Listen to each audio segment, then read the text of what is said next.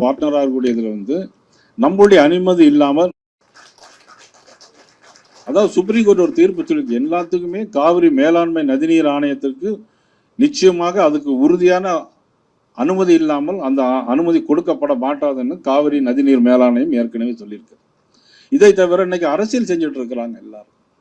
ஆனா அதை விட பெரிய அரசியல் செய்கிறது யாருன்னா தமிழக முதலமைச்சர் திரு ஜோசப் விஜய் அவர்கள்.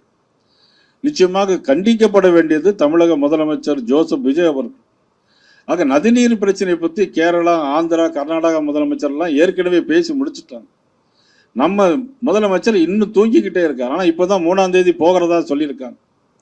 ஆனா பாரதிய ஜனதா கட்சியின் சார்பாக தீர்மானத்தில் கேட்டுக்கொள்வது, நாங்கள் பகிரங்கமாக தமிழ் தண்ணீர் தர மறுக்கும் கர்நாடக அரசையும் அதை ஏன் என்று கேட்காத தமிழக அரசையும் நாங்கள் வன்மையாக கண்டிக்கிறோம் என்ற தீர்மானத்தை நான் இங்கு முன்மொழிகிறேன். 3ஆம் தேதி முதலமைச்சர் போறதாக சொல்லியிருக்காரு. ஆனா போகும்போது அவர் தனியா போகக்கூடாது. இன்னைக்கு எல்லா அங்கீகரிக்கப்பட்ட எல்லா கட்சிகளையும் அழைத்து கொண்டு போனால்தான் அவர் என்ன பேசுகிறார் என்பது எங்களுக்கு தெரியும். இல்லை என்றால் இன்றைக்கு காங்கிரஸ் அவருடைய அமைச்சரவையிலே கூட்டணியாக இங்கு இருக்கிறது. கர்நாடகத்தில் இன்னைக்கு காங்கிரஸ் முதலமைச்சராக இன்னைக்கு சிவகுமார் இருக்கிறார்.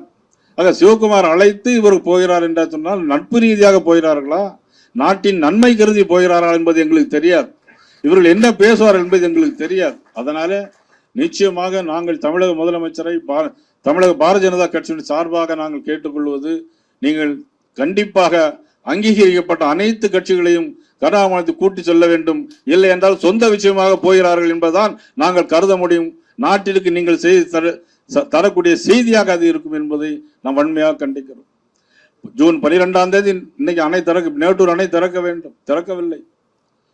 ஜூன் மாதம் காவிரி நதிநீர் மேலாணையத்தினுடைய திட்டம் தான் இதுவரையில் வந்திருக்கிறது. காவிரி பகுதியில் இன்னைக்கு எல்லா நிலமும் காய்ந்து கருகி போயிருக்கிறது. பொதுச்செயலாளர் கருப்பு முருகானந்தம் அவர்கள் ஆர்ப்பாட்டத்திற்கு ஊர்வலத்திற்கு அங்கு ஏற்பாடு செய்திருக்கிறார்கள். 1ஆம் தேதி தஞ்சாவூர் நடைபெறுகிற அந்த ஆர்ப்பாட்டத்தில் அனைவரும் திரளாக கலந்து கொள்ள வேண்டும், அனைத்து கட்சியை தேர்ந்தவர்களும் திரளாக கலந்து கொள்ள வேண்டும் என்று இந்த கூட்டத்தின் வாயிலாக நாங்கள் கேட்டுக்கொண்டு, மீண்டும் ஒருமுறை தமிழக அரசையும் கர்நாடக அரசையும் நாங்கள் வன்மையாக கண்டிக்கிறோம் என்ற மேகதாது தீர்மானத்தை முன்மொழிகிறேன். அனைவரும் அதை வழிமொழியுமாறு அன்போடு கேட்டு, அனைவரும் மீண்டும் நான் சந்திப்போம். நன்றி, வணக்கம்.